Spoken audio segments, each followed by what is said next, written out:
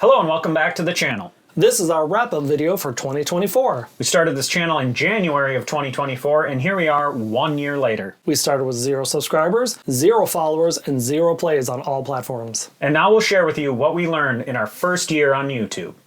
I'm Mark.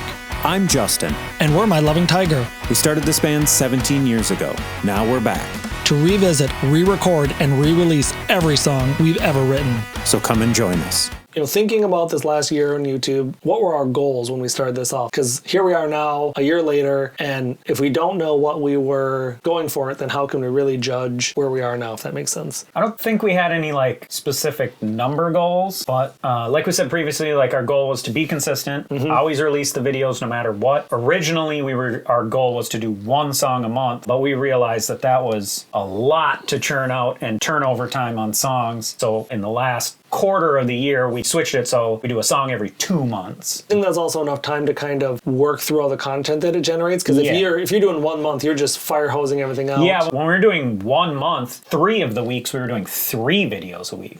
Because week 1 would have the song video. They weren't counting the song as part of the videos, and right? then week 2 would have the lyric video, and then week 3 would have the visualizer video. Right. Because it'd be Monday song, Tuesday content, Thursday content, and then we would shorts. do the rap video the last month. So yeah, we were doing 3 videos a week. Right, and I don't think it was doing better. It wasn't. No, it wasn't changing any viewership, or we weren't getting more views because we were pushing more videos out. But yeah, when we shifted to the 2 month window, it gave videos a little more time to breathe, and also you could do week 1 is the song, but then you wouldn't release the lyric video till week 3, so you get some buffer for the music. Also, it gave us an opportunity to do comments video or respond to all the comments. And then your rap video has more content to go into the rap video. Because otherwise you just made a rap video. Yeah, right. Every 3 weeks you're making a rap video. But yeah, the goal was stay consistent, and I was really stuck to that. We didn't think we were going to get monetized in the first year. We did want to reach 1,000 subscribers in the first year. That was a goal. That's something we heard about, and so we're like, okay, that's a goal. And we got close. 800. I think if we didn't have the slump of the cover song,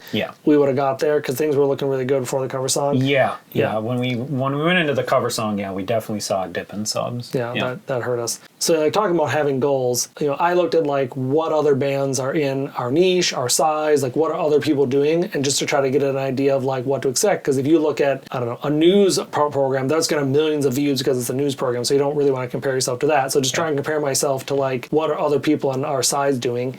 Sometimes they don't get very much traction. Some of those smallish, because we're a small band, small channel, they would get 12 views on a video. I had hoped that we'd at least do that. I was bracing myself for okay, we're going to get 12 views on this video and it's going to die. When we first started. Yeah. I don't think, of all the bands we follow and stuff like that, I don't see anyone consistently doing what we're doing either.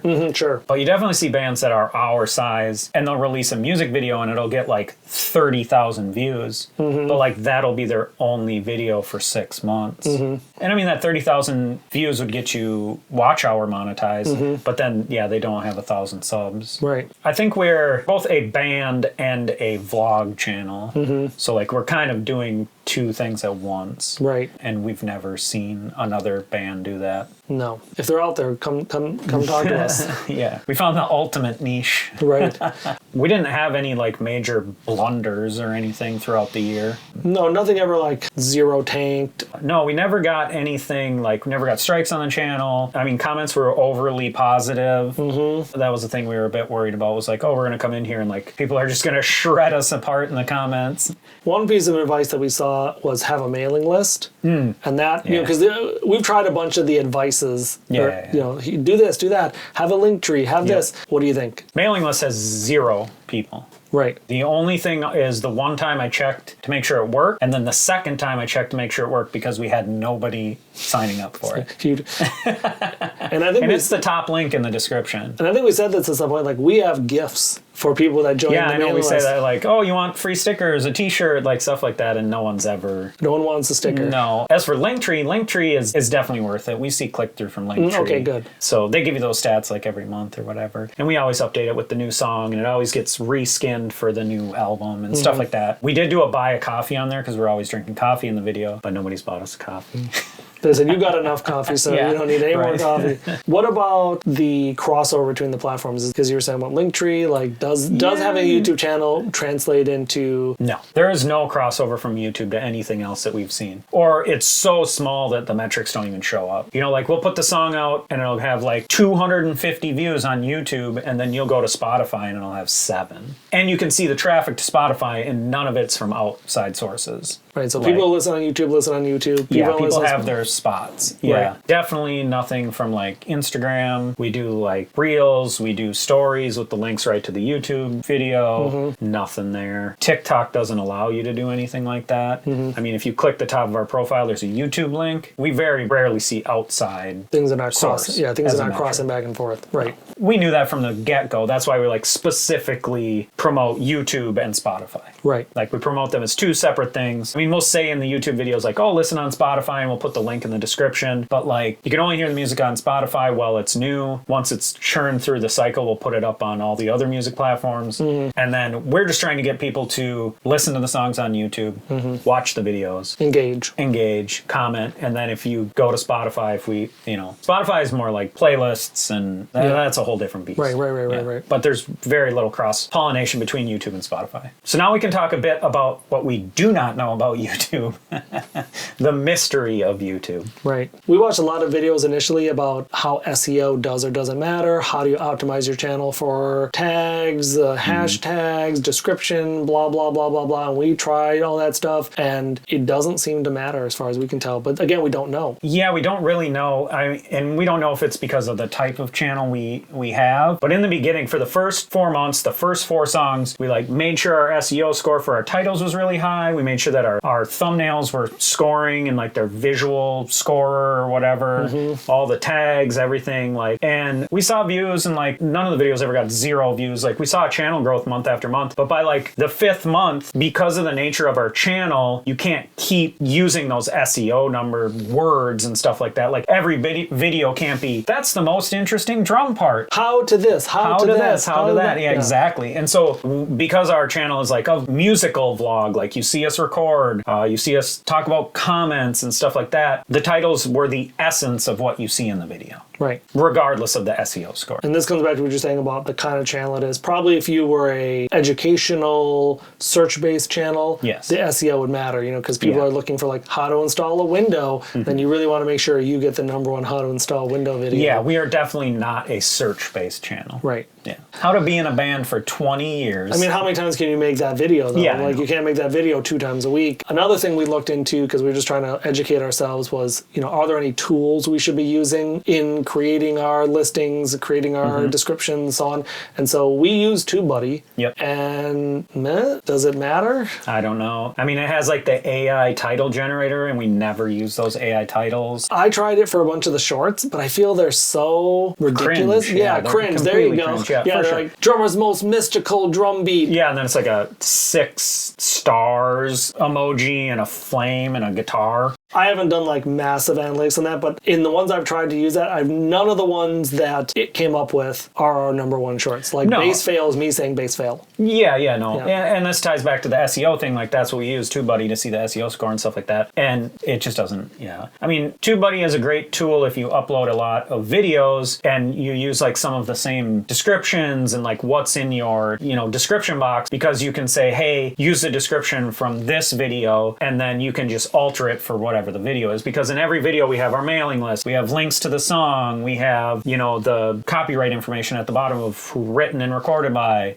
stuff like that, so that it'll just automatically load all that in for you, which is great, because it sucks to have to do that every single time. I mean, I guess you could just copy and paste. Yeah, it's like but it's nice to click. Nice to click a button or whatever. Yeah. If you just used it wholesale, I don't know what would happen. It'd be interesting if anyone out there is using it and had an experience they want to share, to hear what they... Yeah, like full on using every feature. Like it's generating the title, it's generating the thumbnail, it's generating the content in your description box for the tags, the blah, tags, blah, blah. Everything. Yeah, we do not use it like that. No. So for those people who are thinking about a channel, should you use TubeBuddy? Probably don't need it. Yeah, probably don't need it. Save your $80 a year. Right. Or whatever it is. Yeah. This is how you get sponsored by TubeBuddy. Yeah, sponsored by TubeBuddy. Not is it really worth it? Nah, really. Not really. Another thing we haven't figured out is what makes something go on the homepage. Yeah. Because we talked about thumbnails, we talked about description, we talked about title, but at least from our perspective, our titles and thumbnails and descriptions aren't that different. And yet sometimes a video will get a nice big long run on the homepage, 1,000 views sometimes. You're like, cool, what about that? It's the same color scheme, it's the same people. It's We're very consistent with what we do. So like, because everything is based on an album or a song, you know, like the first album, the general color is red. So all of the thumbnails are red background, like one or two of us in there, and then some like words. And same typeface. Yeah, same font, same everything. So like we're not drastically, the only thing that changes is each release or song, the color of the background changes, or maybe there'll be like an object in there. Yeah. But it's just like this guitar video got on the homepage and then this drum video did. It's not even the same instrument. Right. It's not like drums always get on the homepage. No. So yeah, I'm unsure about that. Yeah, but it's nice when it happens. Yeah. Well, it helps a lot, but but why is if you could target it and figure that out, but from the data we've collected, we cannot figure out what targeted. It might even be things that are outside of our actions, you know, because again, I'm no YouTube expert, right, but just trying to learn about it. They'll say like, oh, if there's a lull in this kind of content, they'll push saturation. Right. So it's like, oh, we haven't had a drum video lately from the community. Here's a drum video. Right. You know, so like if you just happen to be releasing your video. Yeah, you happen to upload when they're like, we're short on bass videos. Yeah. I think some of that might be going on. We're just, you know, and we're just like, oh, why did that rise us up? Well, it's because you just happen to be. Yeah, and you have no access to that data to know that. Yeah, and they're not going to tell you. No. And how would you plan, right? Yeah. Otherwise, everyone would. But. Yeah, they would wait for those lulls. Now we'll share with you some of our stats from this year on YouTube. Our total views for the entire year were 1,093,930. Crazy number to think about. A lot of 9 threes. And then our total subs for the year were 802, and our total watch hours were 370. Our most viewed long video was How to Write an Interesting Drum Part, which got 2,150 views. Our most viewed short was Bass Player Fails, Just Count to 4. Just make it to 4? Just make it 4. Just make it 4. And that got 12,928 views. Throughout the year, we released 9 songs total. We released 124 long-form videos. We released 1,600 shorts. We don't have the last couple digits because it doesn't show you. It just says 1.6K. And that's our total stats for the whole year. So looking forward into 2025, we will continue to do what we do. Starting March, we have our next EP on Empires that will begin releasing a song every 2 months. There's 7 songs on that EP, so that will take us all the way through 2025. So in closing, thanks to everybody that subscribed to the channel this year, watched a video, watched a short, left a comment, interacted. We really appreciate it. We're super glad that we actually found a community of people. We were really worried that we might just like go off into the ether and you wouldn't see anything, you know, into a black hole. But it's been really great for the whole year. It's been fun. So check out the current song we're working on. It's Hard to Remember, A Happy Future. And we'll see you throughout 2025. So come and join us.